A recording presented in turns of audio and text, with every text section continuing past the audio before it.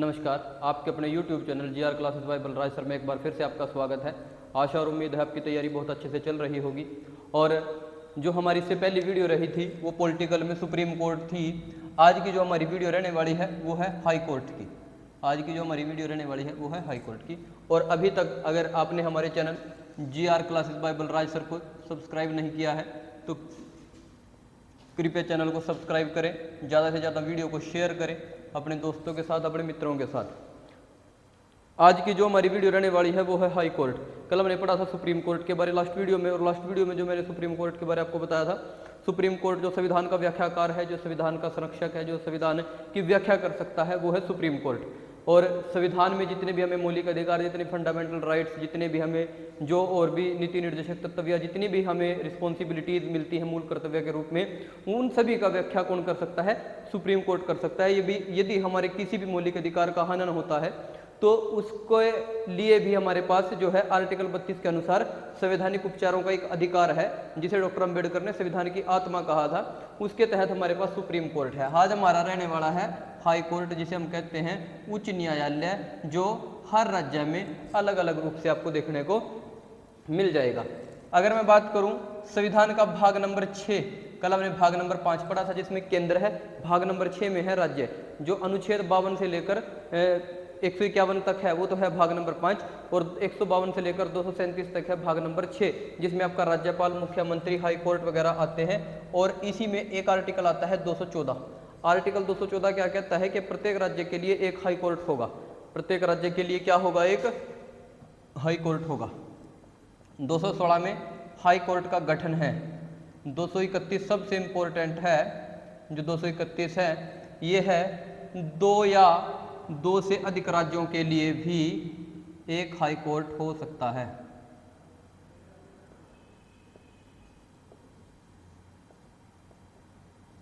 जैसे Haryana, Punjab, Chandigarh. Chandigarh union territory है जिसे हम कहते हैं केंद्र शासित प्रदेश, और चंडीगढ़ में ही वहाँ का जो है हाई कोर्ट है। और साथ में हरियाणा और पंजाब का हाई कोर्ट भी क्या है? चंडीगढ़ हाई कोर्ट है। अब सबसे पहले अगर हम बातें करें अलग अलग राज्यों में, अलग अलग राज्यों में अलग अलग हाई कोर्ट है। अलग अलग राज्यों में अलग अलग हाई कोर्ट है। अब ये राज्य के ऊपर डिपेंड करता है जो हाई कोर्ट है उसमें जजों की संख्या कितनी होगी। ये भी कोई निश्चित नहीं है कि हाई कोर्ट में जजों की संख्या कितनी होती है। हाई कोर्ट में अलग अलग से आपको अलग अलग राज्यों में अलग अलग जजों की संख्या मिल सकती है, ये आपने याद रखना है। अभी मौजूदा हाई कोर्ट कितने हैं भारत में? 25 टोटल हाई कोर्ट हमारे देश में कितने हैं? 25 है। सबसे अंतिम जो लास्ट बना है वो आंध्र प्रदेश का है। आंध्र प्रदेश का है, ये आपने याद रखना है। उसके बाद यदि मैं बात करूं योग्यता की, योग्यता कल हमने पढ़ा था सुप्रीम कोर्ट के जज के बारे। अब यहां से याद रखना है आपने, हाई कोर्ट का जो जज है उसकी योग्यता भारत का नागरिक हो, प्लस 10 वर्षों का अनुभव हो हाई कोर्ट वकालत का, हाई कोर्ट वकालत का, या डिस्ट्रिक्ट सेशन कोर्ट में 10 वर्षों तक जज रहा हो, डिस्ट्रिक्ट कोर्ट में। ठीक है, ये आपने याद रखना है। या तो वो डिस्ट्रिक्ट कोर्ट में जज रहा हो, या फिर 10 वर्षों तक, या फिर वो जो है हाई कोर्ट में 10 साल उसको प्रैक्टिस करते हुए हो गए हों। ये इसके लिए योग्यता हमारी फुलफिल हो जाती है, जो उच्च न्यायालय का मुख्य न्यायाधीश होता है। अब इसके अलावा बात आती है क्या इसको हटाया जा सकता है? बिल्कुल हटाया जा सकता है। सेम प्रोसेस है, लोकसभा राज्यसभा। लोकसभा 100 सदस्य, राज्यसभा 50 सदस्य, और 2/3 बहुमत से यदि पारित हो जाएगा तो ये हट जाएगा। अब बात आती है इसकी नियुक्ति की। इसकी नियुक्ति कौन करता है? नियुक्ति करेगा राष्ट्रपति। अब यहाँ 2 बातें समझने वाली हैं। जो हाई कोर्ट का मुख्य न्यायाधीश है उसकी नियुक्ति करेगा भारत का राष्ट्रपति, सुप्रीम कोर्ट के मुख्य न्यायाधीश की सलाह पर और राज्य के राज्यपाल की सलाह पर। राज्य के राज्यपाल की सलाह पर और सुप्रीम कोर्ट के मुख्य न्यायाधीश की सलाह पर करेगा किसी भी एक स्टेट में मुख्य न्यायाधीश की उच्च न्यायालय में नियुक्ति। अब बात आती है अन्य न्यायाधीशों की। जो अन्य न्यायाधीश हैं नियुक्ति उनकी भी कौन करेगा? राष्ट्रपति करेगा। लेकिन अब की बार ये सलाह जो है राज्यपाल के साथ साथ किसे लेगा? जो हाई कोर्ट का मुख्य न्यायाधीश होगा, जो हाई कोर्ट का मुख्य न्यायाधीश होगा। देखिए नियुक्ति करेगा राष्ट्रपति। जो ये अपना त्याग पत्र हैं वो भी किसे देंगे? राष्ट्रपति को। लेकिन बात आती है शपथ की। एक दिन मैंने आपको पहले भी बोला था कि शपथ, त्याग पत्र और नियुक्ति बहुत इंपॉर्टेंट है। संयुक्त अधिवेशन वगैरह जितने भी है, एक पेपर से पहले मैं आपको जो है इसकी वीडियो प्रोवाइड करा दूंगा। ये राज्यपाल, अब इसको शपथ दिलाने का काम कौन कर रहा है भाई? राज्यपाल। ये आपने याद रखना है कि राष्ट्रपति जो है इसकी नियुक्ति करता है। राष्ट्रपति जो है इससे त्याग पत्र ले सकता है, लेकिन शपथ इसको कौन दिलाएगा? राज्यपाल दिलाएगा। राज्यसभा और लोकसभा में 100 सदस्य, राज्यसभा में 50 सदस्य, 2/3 बहुमत से यदि पारित हो जाता है। क्या कल वाली 2 बातें याद रखनी है? साबित कदाचार एंड असमर्थता। असमर्थता ये आपने याद रखना है। जो हमारा उच्च न्यायालय है उसके न्यायाधीश को हटाने की प्रक्रिया। सबसे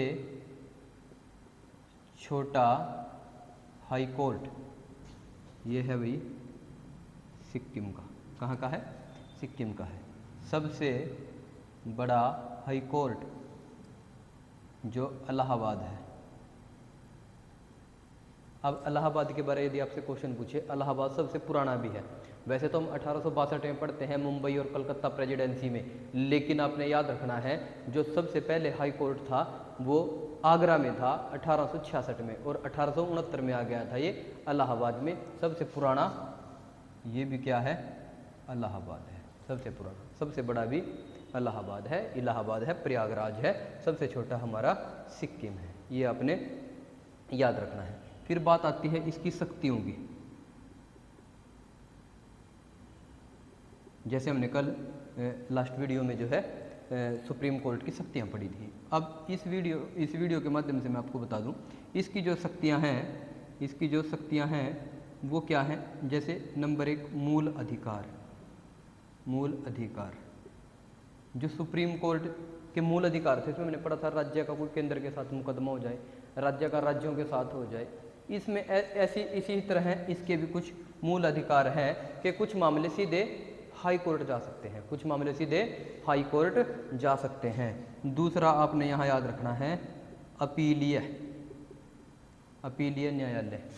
जैसे एक पूरा मैं आपको बताऊं, ये इस तरह से प्रोसेस है। यहाँ पर आपका डिस्ट्रिक्ट कोर्ट, उसके बाद हाई कोर्ट, उसके बाद यहाँ सुप्रीम कोर्ट, और कुछ मामलों में यहाँ आपका सेशन कोर्ट भी आ सकता है। तो ये हमारा क्या हो गया? अपीलीय। आपकी यहाँ नहीं बात बनी, यहाँ चले जाओ, यहाँ नहीं बनी, यहाँ चले जाओ, यहाँ नहीं बनी, यहाँ। अपील डालने का एक प्रोसेस है। आप नीचे से सीक्वेंस में ऊपर की ओर जा सकते हो। तो अपीलीय न्यायालय भी इसके शक्तियों में या इसके अधिकारों में आता है। एक हमने पढ़ा था कल अभिलेख न्यायालय। जैसे सुप्रीम कोर्ट ने कोई डिसीजन दिया और वो डिसीजन जो है पूरे देश में कानून बन जाता है, ऐसे ही जब हाई कोर्ट किसी राज्य के मामले पर डिसीजन देता है तो वो मामला भी जो है हाई कोर्ट का डिस्ट्रिक्ट कोर्ट और सेशन कोर्ट के लिए कानून की तरह बन जाता है। फिर एक आता है न्यायिक पुनरावलोकन।